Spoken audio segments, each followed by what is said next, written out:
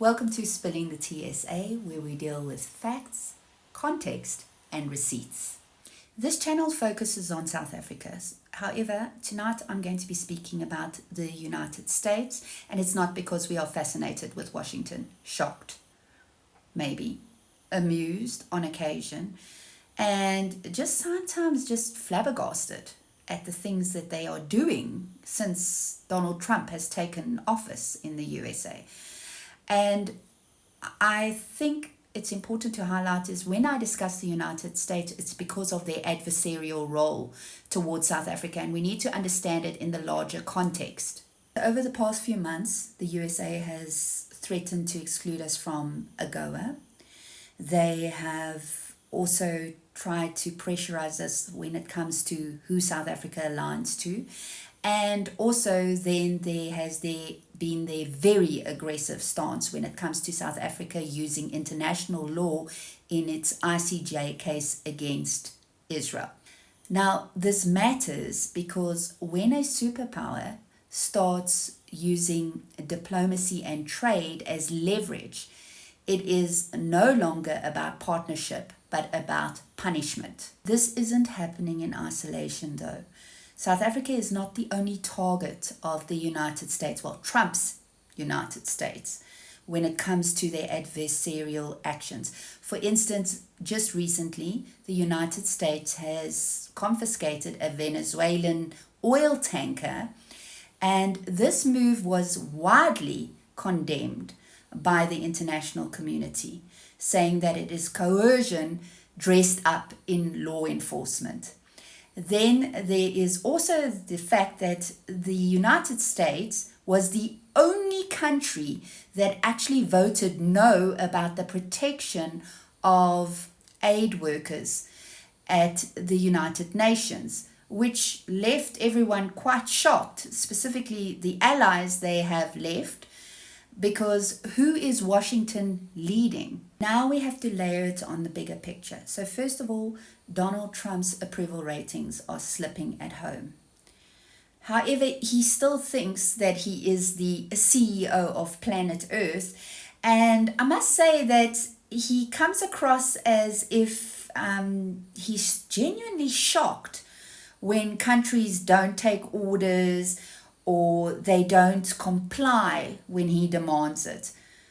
It is rather strange to see someone that seems to be so out of touch of where the US is currently standing when it comes to their relationships with other countries. I will say this, our country is respected again. I think we're respected like never before. The United States is respected again. We have a country that was a dead country 1 year ago, dead. And now it's the hottest country anywhere in the world. And this mindset flows straight into policy. Take AGOA. So it's not because of trade violations. It's not because of our labor practices. The attempt to remove us is just because we do not align politically with who the US sees as their friends. To be fair, it hasn't succeeded yet. South Africa is still part of AGOA for now, but the attempt alone tells you everything you need to know about Washington's thinking. Leading the charge to get rid of us from AGOA was Senator John Kennedy. And I mean, this man has missed his calling. He should have been a comedian because the things he says. But it shows that it's not seen as a trade agreement, but as a tool to punish countries that do not align politically with the United States. But let's take a look at this senator so you can just get an idea of what APAC money paid for.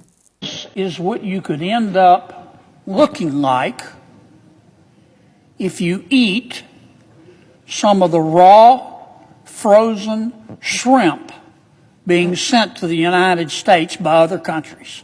Maybe we should be happy that both the United States and Israel don't choose their best and their brightest when it comes to these things.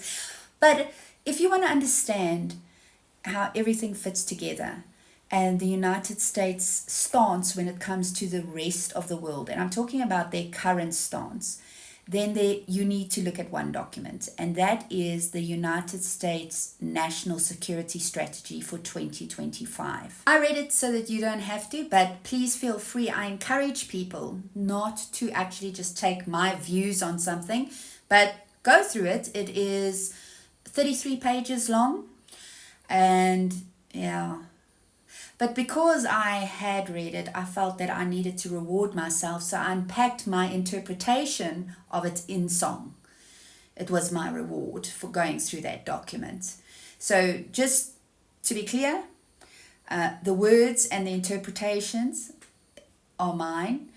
AI dropped the beat for you, and the ignorance and the arrogance is totally American grown.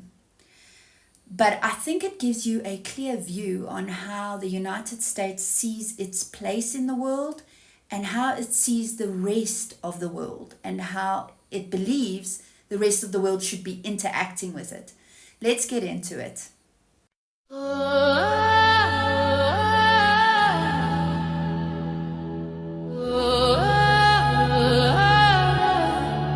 Yo, let me paint you a picture of a world in debate, where a superpower writes its fate, and a strategy that drops like a mixtape, loud on the bass, empty in the space where partnership should be. This is the U.S. National Security Strategy 2025, America's diary of greed, corruption and fear disguised as power, a map of the world through a mirror cracked by nostalgia. So let's break it down, region by region, bar by bar, truth by uncomfortable truth. Asia's the priority, the centerpiece, the crown, the throne. But the NSS says one thing and US actions do another. Asia matters most, but resources shift west toward borders and boats, and a fight with cartels while China builds ports, bridges, back doors into half the world's economies. America says, do more, Japan. Do more. Do more, India. But offers a blueprint written in disappearing ink. They want alignment, but can't define it. They want strength, but can't supply it. And Asia's left wondering, is this strategy or static?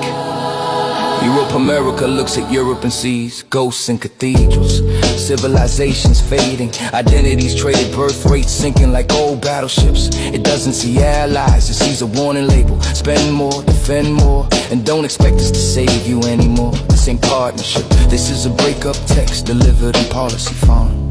Middle East, the region America swears it's done with, yet still wants credit for fixing. It's diplomacy without details, peace by press release.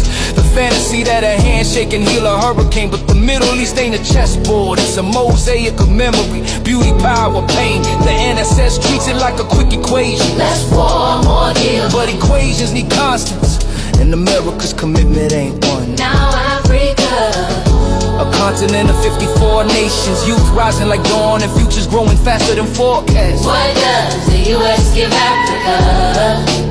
1 page, 3 paragraphs, a disrespectful shrug wrapped in strategy language. Africa becomes a treasure chest. Open it, grab cobalt, grab lithium, grab gas, then close it before anyone notices. No talk of sovereignty, partnerships, or dignity. Just minerals, just markets, just convenience. But Africa is not convenience. Africa's the century unfolding, and the US is still reading an outdated script. So let's be clear, This wasn't a strategy. it was a warning. Fall in line. All fall off the map. Trade becomes a weapon. Diplomacy becomes obedience. Independence gets punished. Asia is ordered. Europe is scolded. The Middle East is managed. Africa is stripped for parts.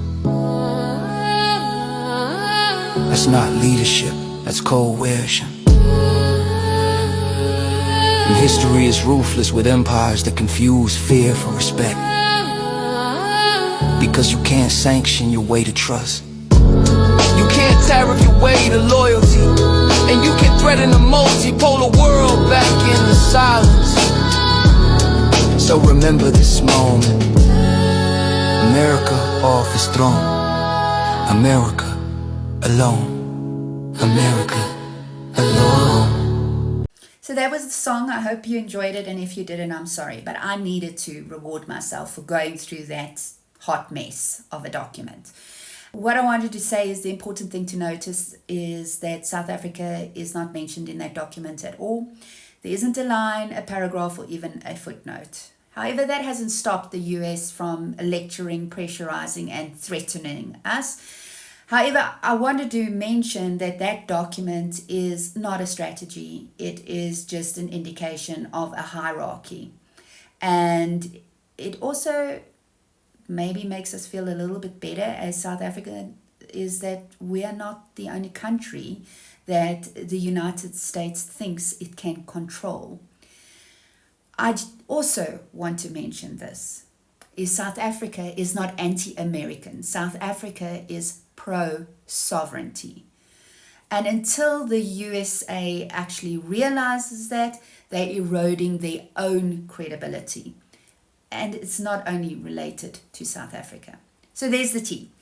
Next up, we're changing gears totally, and I am going to take an in-depth look at South Africa conservatism and sex crimes. Hope to see you there. Spilling the tea, essay, light on the way. Spilling the tea, essay.